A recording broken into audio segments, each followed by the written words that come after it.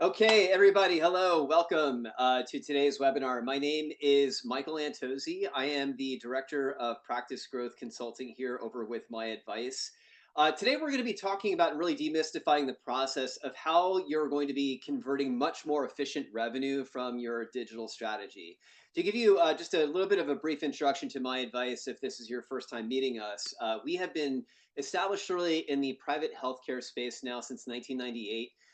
Currently, right now, we work with over 3,000 practices throughout the United States.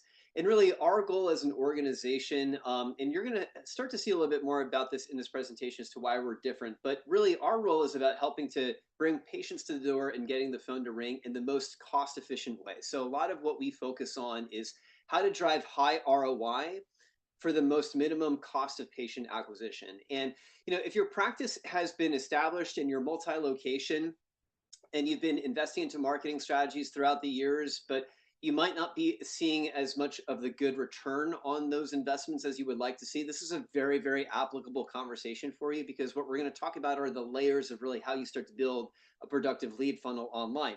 Consequently, if you are new into orthopedics, or maybe your practice is just kind of getting off the ground and you really need a strategy or somebody that's going to help to tell you what to do, this is also a very applicable conversation. So I've been in this space now for about 15 years consulting. I've attended many different orthopedic meetings. I've been to AAOS now for countless number of years. So we understand really the mindset that orthopedic patients are having as they're looking for their doctors online. So I'm going to start to share my screen here and we're going to dive in. And guys, just to give you a bit of a, a fair warning, the conversation and presentation you're about to see here, generally, if we really want to get some good mileage out of this, is about 90 minutes long. We're condensing this down into 30 minutes. And so we're going to see some broad strokes overviews here in terms of some generalized concepts. However, there are going to be places throughout this presentation where if you have a question or would like to do a little bit more of a deeper dive, you'll actually be able to take out your phone, scan a complimentary consultation with myself, and we can obviously talk offline. Um, you know, the one thing that so I've been in this space as I mentioned here for about 15 years, and uh, so much of what we do helps to influence the business side of your practice. And so naturally, one of the first questions that I always want to ask is, hey, how's the business side of your practice doing?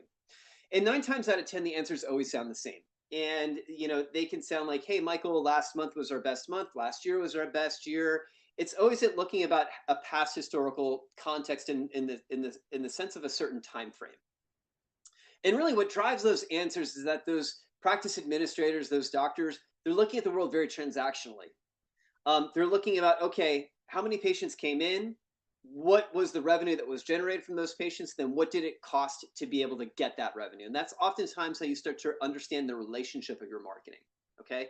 But if that's how you look at your marketing, I'm here to tell you guys right now that's a very shallow perspective because, yes, while your marketing is meant to produce those transactions, the true value that it has for your practice is what is it doing to produce future revenue pipeline? Help to basically a recession proof your practice. What are the investments that you're making into yourself today that are paying the dividends 3 months down the line, 6 months down the line, 12 months down the line? In other words, what is it doing to create what we call patient lifetime value? Not looking at your patients as transactions, but really seeing your patients as full valuations. Now, in addition to being a consultant in this space, I can also personally tell you, I had seen my dad through 4 different orthopedic surgeries. Unfortunately, he's no longer here today, but as his eldest son of 4 kids, I really took a leadership role in terms of some of his healthcare decision making. So I can tell you right now how important good marketing is to be able to convert patients, not only just the patient itself, but oftentimes those influencers that are behind the door in really helping to guide that patient. But when the goal is to really maximize, going back to that concept of lifetime value, the goal is understanding how do you generate more of that? Because again, it's about not overextending your marketing budget, helping to drive as high of return on investment as you can for the most minimum patient acquisition cost. And what I'm about to introduce to you here right now is a framework and basically a strategy and a playbook that we have developed over 25 years being in this space that we found to be the most efficient way of doing that. The idea about this, when I'm about to present though to you folks, is that you cannot miss a beat.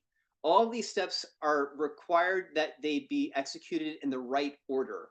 And when you start to do things out of order, again, it leads to an overextension of your marketing and you're spending more to see less back.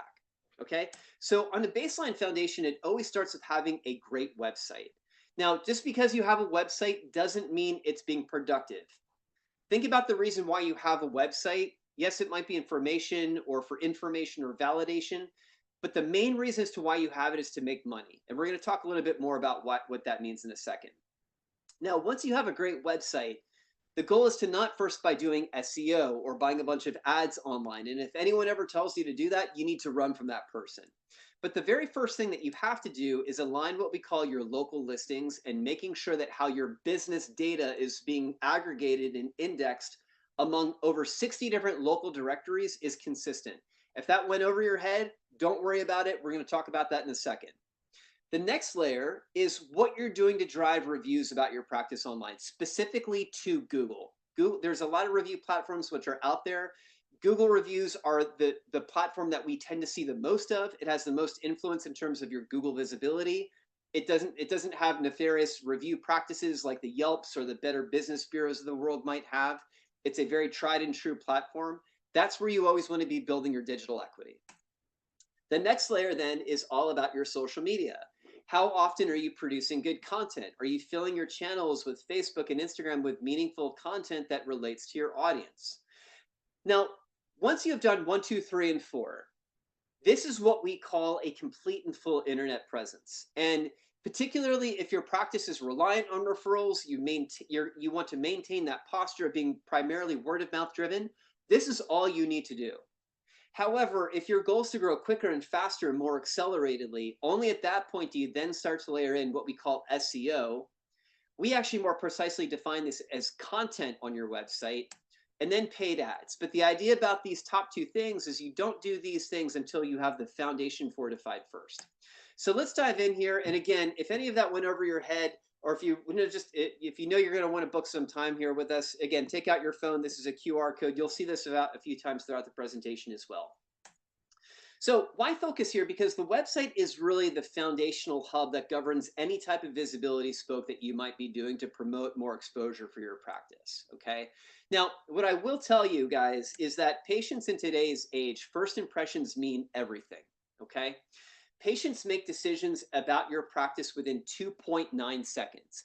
And within that time, they're making a decision, am I going to stay at this practice and continue to investigate this and potentially consider going to this doctor or this practice, or am I going to leave? And first of all, the website has to wrap a patient up into a warm blanket of comfort. It really has to establish your authority and your credibility. And I've seen so many doctors throughout my career where they are so well educated. They've gone through the rigorous training, the best of the best medical schools, and yet their website looks crappy. It doesn't look inviting. It looks like they've never touched it. And unfortunately, that's how medicine has become much more commoditized in today's age. That's how we're viewing the quality of the surgeon or the practice that we're going to based around the vibe of the site. As I mentioned, patients make decisions about your practice within 2.9 seconds. So what I'm going to share with you guys here are 6 different websites, okay? These are all #1 ranking websites, the first slot on Google in their respective markets, okay? There's going to be numbered 1, 2, 3 across the top, 4, 5, 6 on the bottom. I'm only going to give you a very limited window to tell me, based around just very brief first impressions, which are the practices that you're calling first. Okay. Now, this is not a live back and forth here, but think about this rhetorically in your head. And I'll give you guys now a second shot here to make a decision in terms of where you're going. But hopefully at the end of this, you've decided that 2 and 6 are the practices that you would choose to call. Now, why is that? 2 and 6 among this group here represents the most visually attractive websites, okay? As we take a look at here, #1 here, Stop Pain Cold, and there's a kind of this, I guess, probe, if you will. Always remember, you want to sell the output of orthopedic surgery, not the process of getting it done. No one wants to see the gloves. No one wants to see the device. Patients don't care about that. If we look at #3 here, it's just a very old site. All the design is scrunched and consolidated into the window here. It's difficult for us to be able to really engage with this, okay? #4, it just kind of looks very bland. #5, again, I'll go back to the idea is that you want to sell the sizzle, not the execution, okay? So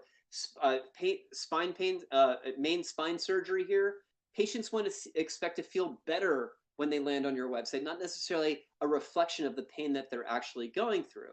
Okay. Now, as beautiful as a website needs to be, it also has to convert efficiently. So this is one of the sites that I was sharing with you. This is Dr. Albert, Todd J. Albert. And as beautiful as a website needs to be, it also has to be built for efficiency with lead generation. So look at your website. Is it hard to find the phone number?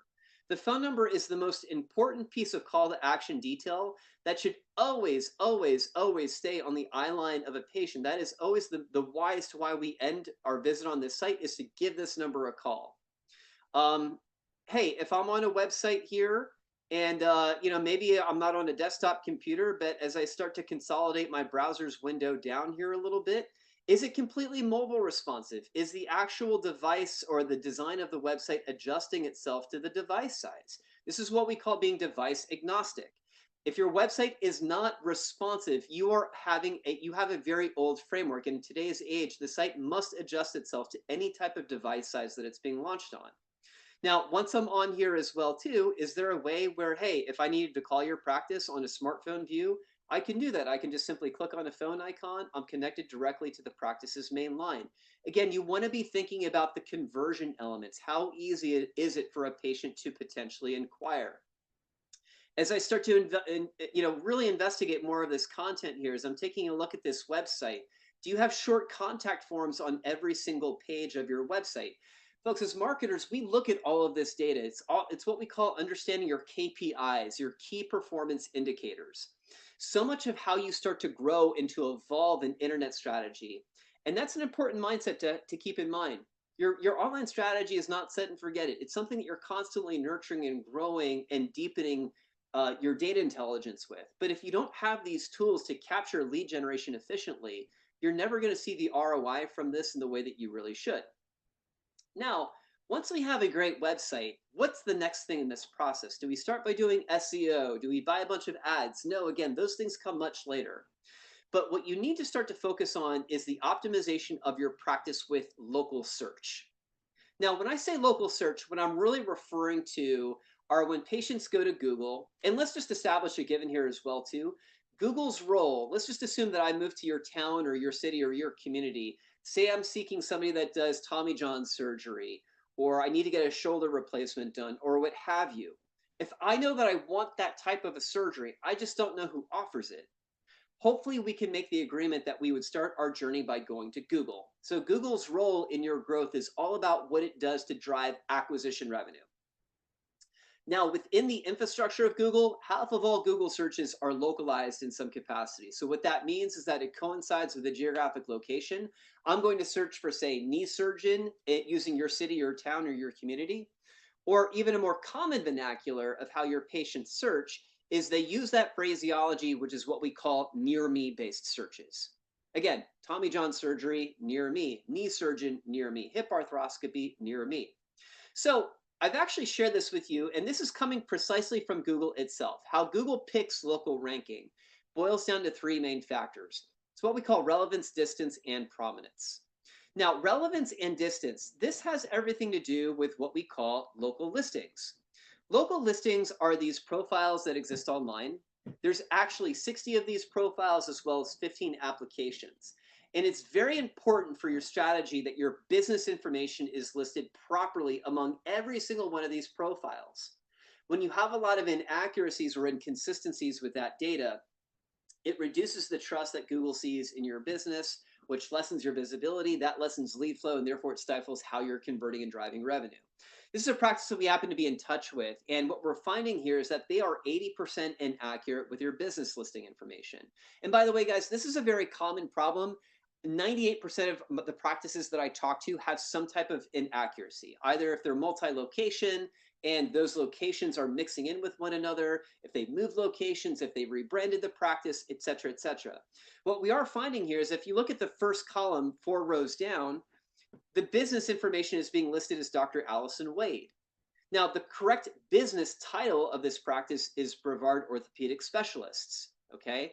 And it's very important that all that information is listed consistently everywhere. But again, there's just this inaccuracy here. Sometimes this information is not really reaching these profiles correctly. Others, it's actually indexing that the main doctor, which might be the owner, it might be the main provider, is actually the owner of this business. And again, going back to local ranking here, folks, before this call here today, I just did some general Google searches here on trends.google.com, wanting to understand how do people search for knee surgeon? How do they search for shoulder surgeon? And across the United States, the two most common ways that people look at this is best knee surgeon. Again, that phrase near me. Best shoulder surgeon near me. Again, we're finding a lot of these locally based searches. That's why it's so critical and vital that you have complete control over your listing information. Now, for you folks to try to do this, it's not something you can actually do on your own. We integrate a process or a tool that's called local SEO that helps our clients to do this. Basically, what local SEO is, it's a software integration that connects into a location's Google business profile, and it helps to suppress any misinformation, but also, most importantly, is that pushes all the clean data forward about the practice, which doesn't just necessarily limit you to name, address, and phone number. It's also helping to optimize things like your services, your surgeries, your procedures, your office hours, the insurances that you may or you may not accept. But we've actually found those in output, and this is an aggregate case study that we had taken from over 200 of our clients that we do this for, is that within 2 months, an average practice will see a 23% bump of more views of their practice within Google, increasing direction requests to their business's location by 22%, website traffic increases by 18%, inbound phone call volume increases by 11%. All of these are calls to actions, which then equate to revenue. So again, when your goal is to grow well, this is where your work is then going to begin. Now, it just does not stop there. The next component of what we really need to focus on is now our reviews. How consistent you are at generating new reviews onto your Google business page. And I use that word intentionally because the success of a strategy is all based around that word consistency. Being consistent with how you are managing listings, being consistent with how you're generating reviews, all very much matters. How we help our clients to do this is we have a text message based integration system as a part of our approach, which is called Review Power. And basically, what we have found is that when you want to drive consistent Google reviews, you have to be texting that messaging out to your patients. Do not use a QR code in your practice, which I see a lot of practice owners do that. If you are doing that, Google can see where reviews are being published from, i.e. that location that you are in. And the more that you have these Google users all writing reviews about this one business, it's being seen as almost influential, okay? You have to make sure that there is a geographic spread of where your reviews are being published from, and that's what this tool helps to ensure. Can you email out review requests? You certainly can, but when you text, your conversion rate of that review is 80% higher than any other modality. So you always want to be in a text-based discipline. From here, basically it's a very simple script where you can just choose a drop-down menu here.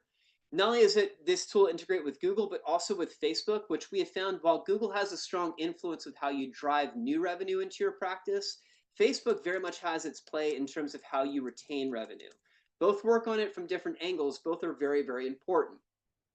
Now, particularly if you have a very high volume practice, most of the time what practice owners will do is they might export a list from their EHR and just drop that list into here. Or alternatively, what you can do is just simply type in the patient's name, put their phone number in, send out those requests, and your job is basically effectively done. On the receiving end, a patient is able to get a text message that's going to be coming in right directly to their phone. And you'll see this pop up here in just a quick moment. Or hey, here it says, "Hi, Michael, appreciate your help in leaving a review for Family Test Practice online." The patient clicks on a link. It routes them to a landing page. Here's what we do is we integrate your practice's logo and your branding. If I click on that Google link and if I'm signed in, it literally takes me directly here to where I then leave you that review. So it makes it very, very easy and very, very simplistic for the patient. What we have actually found though here, and I just actually want to share with you folks some inside data that we're tracking from the clients that we serve that we actively do this for. Let me share this with you. And this is actually a dashboard tool where I can actually show you all of the reviews that this tool has helped to generate for our practices just over the last week. And this tool in its entirety has generated almost 1,300 new Google reviews for our practices over the last 7 days. And if we see here, a lot of these review scores are 5s. you're seeing a ton of consistency here, ton of fives and fives and fives and fives and fives and fives. As a matter of fact, if you actually take a look at these dates, all these are just from today. So again, having a process in place where it can help to drive review efficiency for the patient, always thinking about things to make it easier for the patient, always needs to be your primary goal. Now, going back to our framework here again, once we have great reviews, and by the way, before I actually continue here, let me just share with you one other case study that we've taken about this. This is one of my practice owners, Dr. Saltz. This is just the ROI data that we are able to track from one of our clients. But over the course of a 12-month period, just by having better review consistency, it drove 40% new users to his website. Think about 40% new eyeballs, people that do not even know about this practice are now visiting the website because of review consistency on Google. That helped to drive a 22% increase in terms of more presence on Google search, an 81% increase in terms of more presence on Google Maps. That ultimately led, though, to a 38% increase with lead generation over a 12-month period. Now, the last part of setting this foundation is, again, going back to social media. How often are you creating new social media content? The reality is that social media can be a full-time job. And while there is very much an acquisition component to social media, its main purpose in terms of your overall strategy is to retain the patients that have already been converted. Okay. However, if you're not posting at minimum every other day, this is why we say it's a full-time job, you're just simply not showing these platforms with Facebook and Instagram that you're really a user of the modality. So it's important to have some supplemental processes in place that can really help you to drive more of this content. Hence, another tool that we have here, which is called Social Power, as a part of our overall strategizing. What we do with Social Power is we are able to help to curate orthopedic content. And what we do is we post 4 days a week on your practice's Facebook page and then 3 days a week on your practice's Instagram. This is a sample of some of the content that we're curating here for one of my practices, Los Al Ortho. Sometimes what we can do, and you can see that what they're also doing is they're supplementing this with their own content as well. And that always needs to be seen as the success of your social media is to be a collaborative effort with the folks that are doing your digital strategizing. Going back over here, though, to our success center here, I can just type in, say joint pain, for example, and this is going to show me all the posts that are going to be about joint pain. And what we do with this is we actually curate this content to go out 60 days in advance. So that way our practices have full ability of being able to utilize this tool and be able to basically modify the posts before it even goes out. If I take a look and have this post go out here for tomorrow on Halloween, let's take a look at this post here. And here I can see that, hey, the content has already been written. Here's the image that's going to supplement this post. It's already been pre-scheduled to go out, but what you might want to do is just kind of give this your own flavor and spin before it actually does go out. So if I take a look at this here, is there a way where I can say, click on this link and say, you know what, maybe I'm going to say, hey, call us today for an appointment. This text can be modified as much or as little as you would like to. If you didn't like this image for whatever reason, that's also fine here too. You can just, let me just zoom in on this a little bit. You can X this image out and you could pull your own image in if you wanted to do that. You could change the time at which this post is going to go out. If a post was seen and you're just like, I don't really like it, no big deal. Just delete it. You don't have to use it. It's all here for you to decide how you want to really employ some of these tools. The other really cool thing about this tool is that this also, it gives you your own ability of actually pre-scheduling out some of your own content in addition to what we provide. Full transparency, this is my little boy and the world's most evil dental hygienist who I happen to be married to.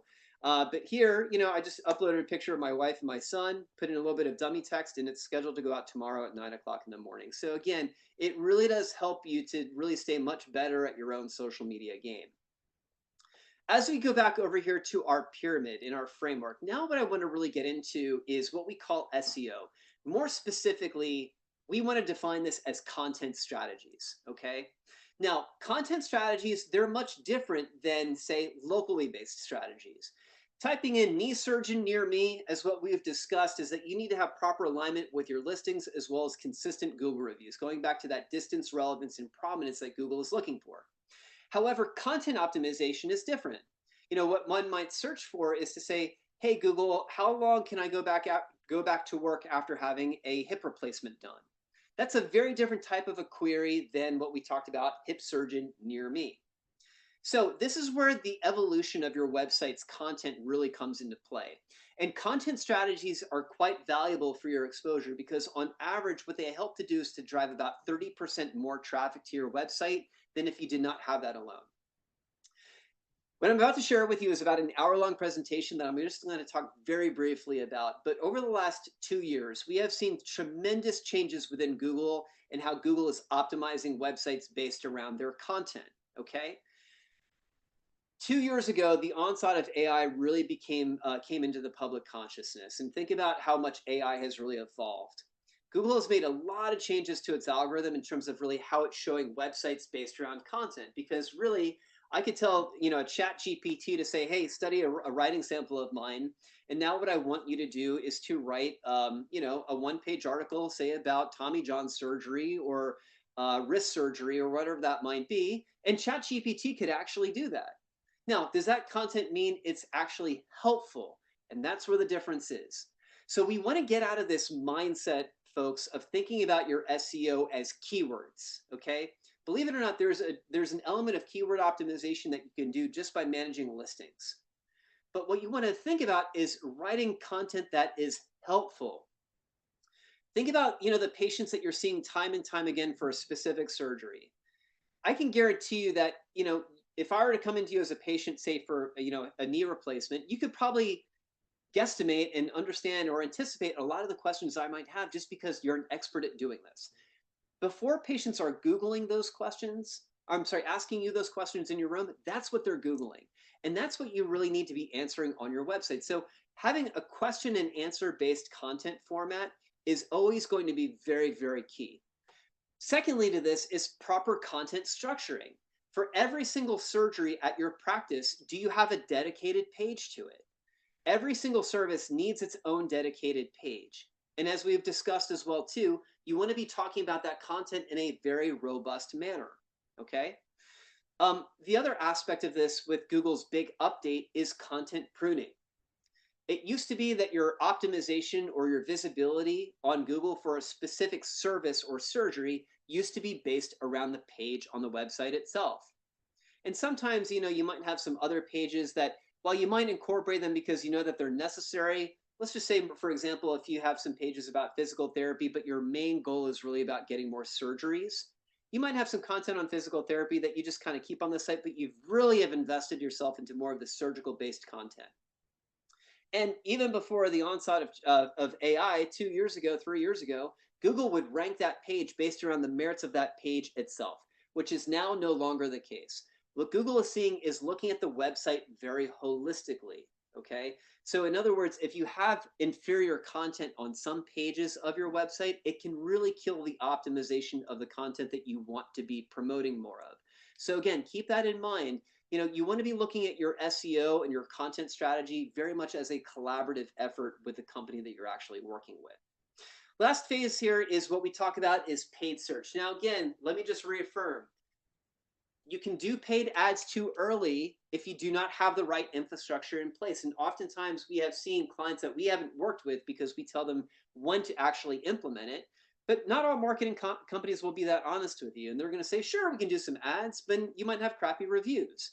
So again, keep in mind, all these pieces really matter in terms of the ROI that you're going to be getting. Now, why focus here? Because this is where Google makes its ad revenue from. Its holistic revenue from. It's ads, ads, ads. And why are ads great? Well, it's because it's going to help to give you guaranteed immediate exposure of your website on day one for anything that you want to be selling. Now, some keys that I've found here, though, with paid ads is that oftentimes practice owners are not specific enough with their strategy. They might be running an ad campaign for, say, orthopedic surgeon. Awful idea to do that because that can mean anything. You always want to employ ads when you're trying to convert a specific type of patient for a specific type of procedure. And generally, on average, you want to be seeing a 2-to-1 ratio of an ROI. For every dollar you're spending, is it at minimum getting you $2 back? Okay. Now, again, this is in summary here. This is the whole framework, and this is our strategy and our approach in terms of how you drive efficient revenue. Again, we've kind of given some broad strokes overview here. But if your practice is, again, as established, but you're not seeing the ROI, or more importantly, you're not in a good collaborative relationship or a partnership with your marketing company, you're not being told what to do, we would love to be able to connect here with you. Um, we have some special discounting that we're running here through AAOE through the 13th of November. I'll just leave you folks here with this as well too. We have some great packages that we have put together where what we do is we combine the cost of the site creation and the marketing that we do all within one monthly plan. I would encourage you though, take out your iPhone, scan this QR code. Feel free to book a complimentary consultation with myself. And happy to talk to you a little bit more about what some of your blind spots are and how we might be able to help your strategy to be much more productive, not only as we end this season, but heading into 2025. Folks, thank you so much here for your time. I am Michael Antozzi, the Director of Practice Growth Consulting, and I look forward to seeing you all on the other side. Take care.